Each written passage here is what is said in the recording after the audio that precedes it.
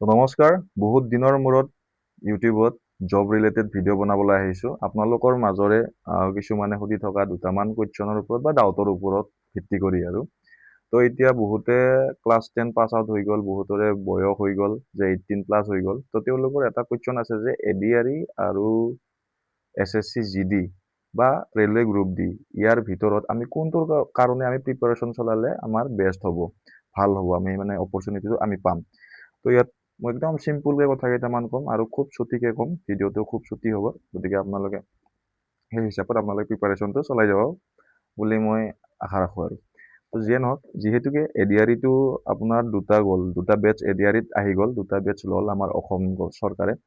আৰু এডিআৰইটো এনেকুৱা নহয় যে মানে কণ্টিনিউৱাছ প্ৰচেছ হ'বনে নহ'ব বা কণ্টিনিউৱাছ ইয়াৰ ভেকেঞ্চি ওলাই থাকিব নে নাথাকিব, সেনেকুৱা এটা বস্তু মানে সেনেকুৱা এটা এচিয়ৰ নহয়, এডিআৰইত সেই বস্তুটো নাই। কিন্তু যিহেতু আপোনাৰ মানে গ্ৰুপ ডি বা ৰেলৱে গ্ৰুপ ডি হওক বা এছএছচি জিডি হওক, এই বস্তুটো মই দেখি আহিছোঁ মানে যেতিয়াৰ পৰা এপ্লাই কৰিব পৰা হৈ আহিছোঁ, কণ্টিনিউৱাছ বছৰৰ পিছত বছৰ মানে ইয়াৰ ভেকেঞ্চি ওলাই থাকে, ইয়াত ৰিক্ৰুইটমেণ্ট লৈ থাকে।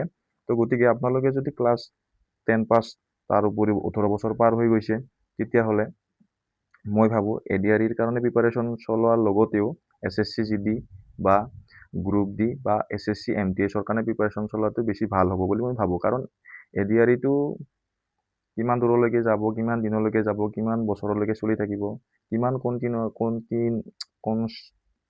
কণ্টিনিউৱাছকৈ চলি থাকিব, সেই বস্তুটোৰ মানে গেৰাণ্টিটো বৰ্তমানলৈকে আমি ল'ব পৰা নাই বা গেৰাণ্টি আমাক চৰকাৰেও দিব পৰা নাই। আৰু এই বস্তুটো মানে চৰকাৰৰ ওপৰতহে ভিত্তি কৰি পিনে এডিআৰইটো চলিব।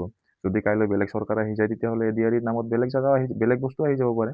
তো একো ৰিস্ক নাই। গতিকে যিহেতুকে চেণ্ট্ৰেলৰ এছএছচি জিডি, এছএছচি এমটিএছ এইবিলাক বছৰে ৰিক্ৰুইটমেণ্ট লৈ থাকে, তো এইবিলাকৰ কাৰণে প্ৰিপাৰেশ্যন চলাব পাৰে।